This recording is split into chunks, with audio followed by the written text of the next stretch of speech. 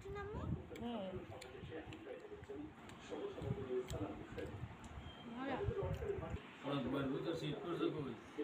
কেন্দ্রীয় মোহাম্মদপুর। আসসালামু আলাইকুম, welcome back to my channel. দূরে কাছে, দেশ বা দেশের বাইরে যে যেখান থেকে আজকে আমার ভিডিওটা দেখছেন, আশা করব সবাই খুব ভালো আছেন, সুস্থ আছেন। আমি আল্লাহর রহমতে ভালো আছি এবং সুস্থ আছি, আলহামদুলিল্লাহ। অনেক দিন পর একটি ভিডিও ছাড়লাম।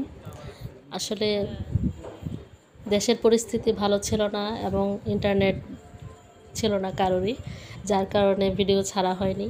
আর আমি আগেই বলেছিলাম যে আমার লাস্ট ভিডিও যে একটা কত ভিডিও ছেড়েছি যে ওটাই আমার শেষ ভিডিও। আসলে অনেক আপুদের রিকোয়েস্টে আবার ছাড়তে বাধ্য হলাম। বারবার ওনারা রিকোয়েস্ট করছিল যে আপু ভিডিও ছাড়ো, ধৈর্য ধরো, যার কারণে দিতে বাধ্য হলাম। জানি না কেমন লাগবে। আর অনেক দিন পর ভয়েস দেওয়ার কারণে কী বলবো বুঝতে পারছিলাম না, বারবার শুধু মানে কথা জড়িয়ে আসছিল। কাটছি তো আবার ভয়েস দিচ্ছি, কাটছি তো আবার ভয়েস দিচ্ছি, এই আর কি। তো জানি না কেমন লাগবে।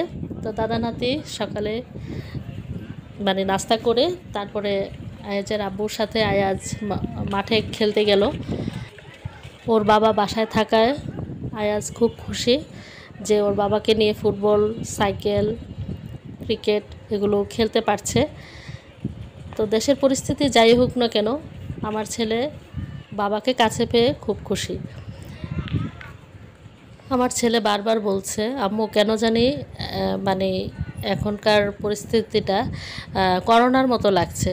আমার স্কুল বন্ধ, আব্বুর অফিস বন্ধ, সবাই আমরা বাসায়, কেমন যেন একটা নীরবতা। তো সব কিছু মিলিয়ে করোনার মতোই লাগছে। করোনার মতো পরিস্থিতি হলেও কিন্তু করোনার সময় ছিল এক ধরনের ভয় মনে, আর এখনকার যে পরিস্থিতি, এখনের ভয়টা হচ্ছে অন্যরকম। তো আসলে করোনা হোক আর আন্দোলন হোক, যেটাই হোক না কেন, আমরা আমাদের এই স্বাধীন দেশে এটার কোনোটাই আমরা চাই না। আমাদের দেশটা করোনা মুক্ত থাকুক এবং আন্দোলন মুক্ত, সবাই শান্তিতে থাকি, সেটাই আমরা চাই। আমরা সবাই স্বাধীন দেশে স্বাধীনভাবে থাকতে চাই। কোনো হানাহানি, বিদ্বেষ এসব কোনো কিছুই আমরা চাই না। আমরা চাই শান্তি।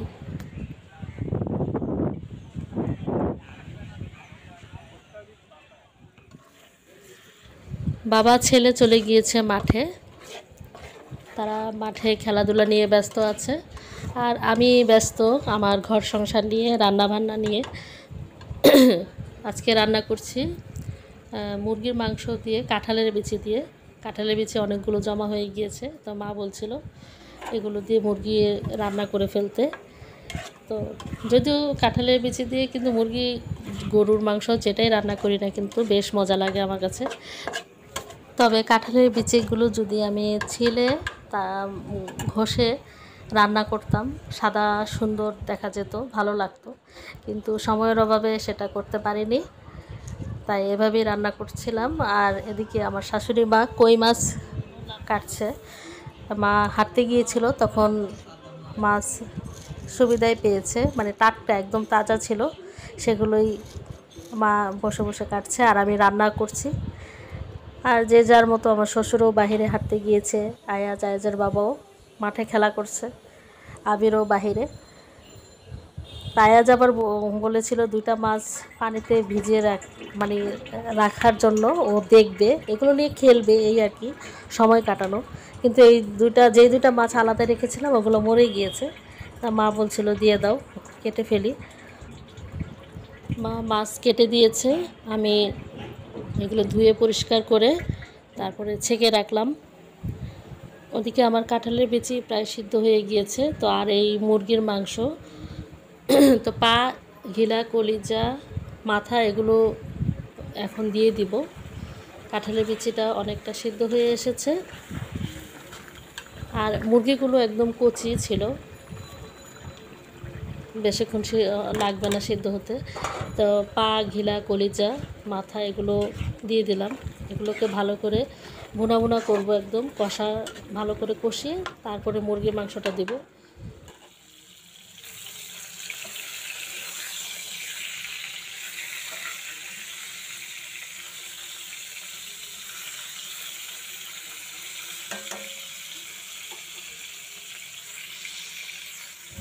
মুরগির মাংসটাকে একটু হালকা ভেজে নিলাম, ভেজে তারপরে, এগুলো দেশি মুরগি তো তারপরেও একেবারে কাঁচা দেই না আমি কখনোই, একটু হালকা ভেজে তারপরে দেই।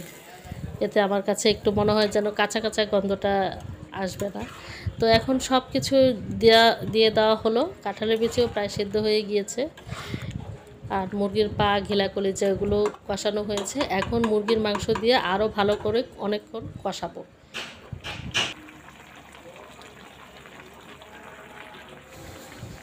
দেশের পরিস্থিতি আগের মতো একদম স্বাভাবিক হয়ে যাক, সেটাই আমরা সবাই চাই, সেই দোয়া করি। এদিকে আমার বড় ভাগিনা কাইফ, ওর এইচএসসি পরীক্ষার্থী ছিল, পরীক্ষাটাও স্থগিত হয়ে গেল। আসলে পরীক্ষার সময় যদি স্থগিত হয়ে যায় পরীক্ষা, তখন কিন্তু মনটা ভেঙে যায়, ভালো লাগে না। আসসালামু আলাইকুম গাইজ, আপনারা সবাই কেমন আছেন? আশা করি সবাই ভালো আছেন, আমিও ভালো আছি।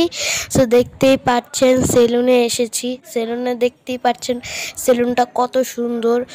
আর এখানে আমার এসে খুব ভালো লাগছে, কারণ এই সেলুনে অনেক এসি আছে আর অনেক ঠান্ডা হাওয়া। আর এই সেলুনের ডেকোরেশনটাও আমার অনেক বেশি ভালো লেগেছে। আর এই সেলুনটা অনেক বড় একটি সেলুন। আজকে আয়াজ রাজুকেও কাট দিব নাকি?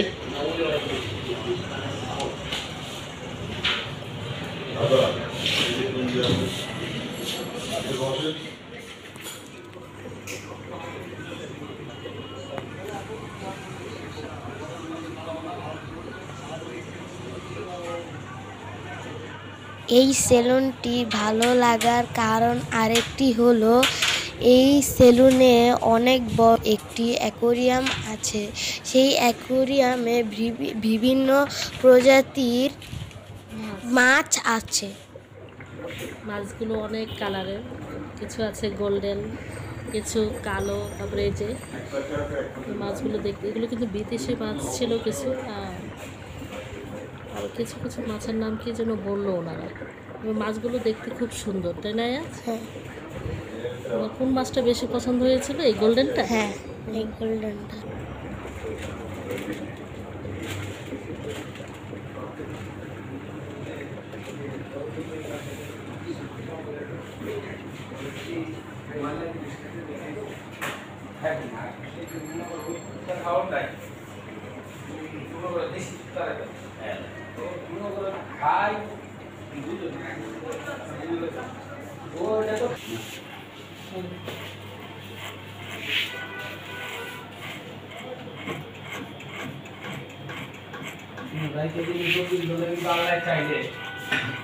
একটা দিনের আলোতে সূর্য দিয়েছে, রাত্রের আলোতে সন্ধ্যা।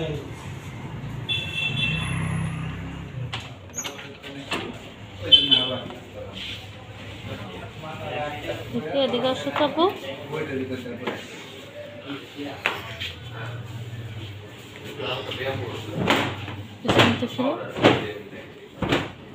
আয়াজের পছন্দের চুল কাটিং হয়ে গেল, পছন্দের সেলুন এবং পছন্দের কাট, এবং বের হয়ে চলে আসলাম। এখন মোবাইলে মোবাইলে না, মিটারে টাকা ঢুকাতে এসেই দেখি মানে সেই রকম এক বিশাল লাইন। টাকা ঢুকাতে এসে মহা ঝামেলায় পড়ে গেলাম। আসলে ওই নেটওয়ার্ক বন্ধ থাকার কারণে অনেকেই কার্ডে টাকা ঢুকাতে এসে এই পরিস্থিতির সম্মুখীন হয়েছে। আমার মতো কারা কারা সম্মুখীন হয়েছেন এই পরিস্থিতির জানাবেন কমেন্টস করে। আসলে শুনেছি সারা বাংলাদেশে এই অবস্থা, তো সবাই লাইনে দাঁড়িয়ে আছে, দীর্ঘ লাইন।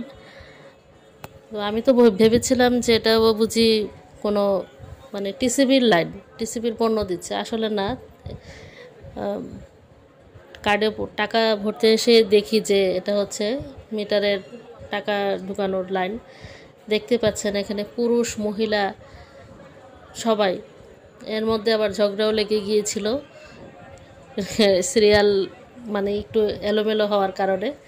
তো যাই হোক, অনেক ইয়ার পরে 2000 টাকা নিয়ে এসেছিলাম, 1000 টাকা দিয়েছে কার্ডে, আর 1000 দেয়নি, কারণ সবাইকে দিতে হবে, লোড কম, যার কারণে কি করব 1000 টাকায় ঢুকিয়েছি। জানি বেশি দিন থাকবে না, তারপরও দেখা যাক, চলার মতো আপাতত কারেন্ট তো থাকবে। দেখতেই পাচ্ছেন কি এক পরিস্থিতি। আসলে দেশে অরাজকতা লেগে গেলে আমাদের জনগণেরই সেইটার দুর্ভোগ পোয়াতে হয়। এক সাইডে মহিলারা, আরেক সাইডে পুরুষ। তো যারা আপু বলেছিল আমাকে দাঁড়াতে, আমি বললাম যে আমি পারবো না, আমার খুব গরম, এই রোদের মধ্যে দাঁড়িয়ে থাকা আসলে খুবই কষ্টকর। তো গাইজ, আজকের ভিডিও কেমন লাগলো কমেন্টস করে জানাবেন অবশ্যই। আমার মতো কে কে এমন দুর্ভোগ সম্মুখীন হয়েছেন। যাদের টাকা ছিল মিটারে তাদের তো এটা এমন পরিস্থিতির সম্মুখীন হতে হয়নি, আর যাদের ছিল না তারা আমার মতোই হয়তো বা এভাবে লাইনে দাঁড়িয়ে মিটারে টাকা ঢুকিয়েছেন। তো অনেক দিন পরে ভয়েস দিলাম, জানি না কেমন হয়েছে, অনেক কথা জড়িয়ে আসছিল, তারপরে চেষ্টা করেছি, দেখি মাঝে মাঝে দিব 2-1টা ব্লগ। তো আমার আগামী ভিডিও দেখার আমন্ত্রণ জানিয়ে আজকের ভিডিও আমি এখানে শেষ করছি। আল্লাহ হাফেজ, আসসালামু আলাইকুম।